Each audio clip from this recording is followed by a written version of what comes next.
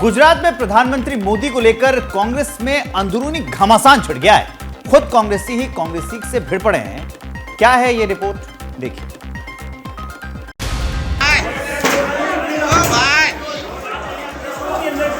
भयंकर बवाल की ये तस्वीरें अहमदाबाद में कांग्रेस के दफ्तर की हैं और अपने ही दफ्तर को तहस नहस करने वाले भी कांग्रेसी ही हैं। कांग्रेस कार्यकर्ताओं ने दफ्तर के बाहर लगी कई नेम प्लेट उखाड़ डाली, कालीख पोत दी, जिन नेताओं की तस्वीरें हाथ लगी आग के हवाले कर दिया। भारत के प्रधानमंत्री नरेंद्र मोदी जो हमारे आइडियोलॉजी के बिल्कुल खिलाफ है, जो भाजपा का और भारत देश का बड़ा प्रधान उसकी तारीफ कर रहा है, उस ऐसे इंसान को टिकट दिए, वो बिल्कुल पक्का हारने वाला है।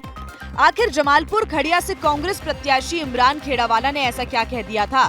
दरअसल प्रधानमंत्री मोदी को लेकर मधुसूदन मिस्त्री के विवादित बयान पर खेड़ावाला से सवाल पूछा गया था, तो उन्होंने क्या कहा था, सुन लीजिए। देश के प्रधानमंत्री है, इसके लिए मुझे गर्व है कि वो गुजरात से गए। इसके लिए मुझे गर्व है कि वो मेरे देश के प्रधानमंत्री है और गुजरात से गए।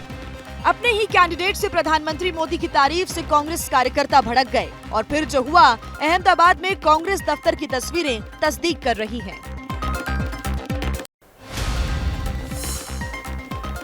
न्यूज एंड व्यूज में अब बात करते हैं भारत और अमेरिका की जॉइंट एक्सरसाइज की। चीन की साजिश का करारा जवाब देने की तैयारी हो चुकी है। अमेरिका और भारत की सेनाएं एलएसी के करीब अपना सालाना युद्धाभ्यास करने वाली हैं।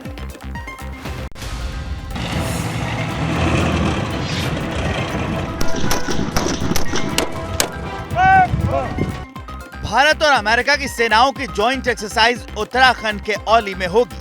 16 नवंबर से शुरू होने वाला युद्धाभ्यास 2 दिसंबर तक चलेगा। उत्तराखंड का औली करीब 10,000 फीट की ऊंचाई पर है और यहां से लाइन ऑफ कंट्रोल यानी एलएसी करीब 100 किलोमीटर की दूरी पर है। उत्तराखंड से सटी एलएसी भारतीय सेना के सेंट्रल सेक्टर का हिस्सा है। यहां पर एलएसी का बाड़ोहती इलाका भारत और चीन के बीच लंबे समय से विवादित रहा है।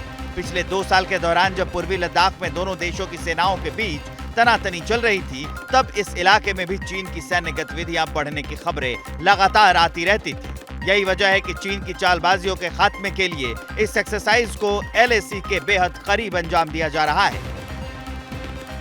भारत और अमेरिका की सेनाएं पहले भी जॉइंट मिलिट्री ड्रिल करती रही हैं। दोनों देशों के संयुक्त युद्धाभ्यास का ये 15वां संस्करण है।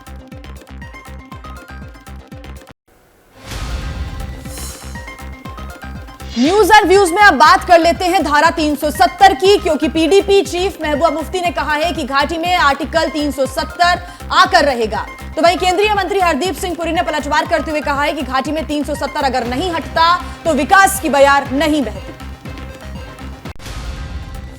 चुनावों की सुगबुगाहट के बीच महबूबा मुफ्ती फिर से घाटी की सियासत में एक्टिव हो गई हैं और उन्होंने 370 का मुद्दा फिर से छेड़ दिया है। सोमवार को प्रेस कॉन्फ्रेंस के दौरान मुफ्ती ने दावा किया कि आर्टिकल 370 लौटेगा जरूर। 370 करेंगे हम। 370 करने वालों में से नहीं है।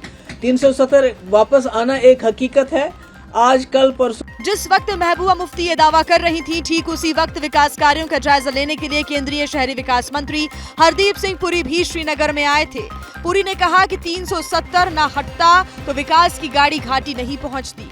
Nobody could make an investment here. See the difference now. Now people are investing in economic development in the state of J&K. एक आरोप का जवाब तो सरकार ने दे दिया, लेकिन मुफ्ती ने सरकार पर कई और तंज भी कसे। जवाहरलाल नेहरू नहीं होते तो जम्मू कश्मीर इस मुल्क का हिस्सा कभी नहीं हो सकता। चुनाव आयोग बहुत जल्द घाटी में चुनाव का ऐलान कर सकता है। मुमकिन है कि इसलिए महबूबा मुफ्ती पॉलिटिकल माइलेज लेने के लिए ऐसे बयान दे रही हैं। क्या मजबूरी है मेरी, बताइए।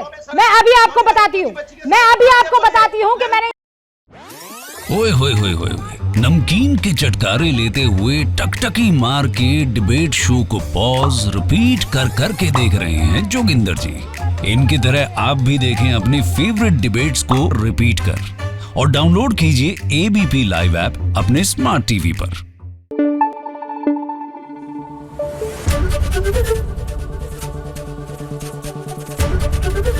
एबीपी न्यूज आपको रखे आगे।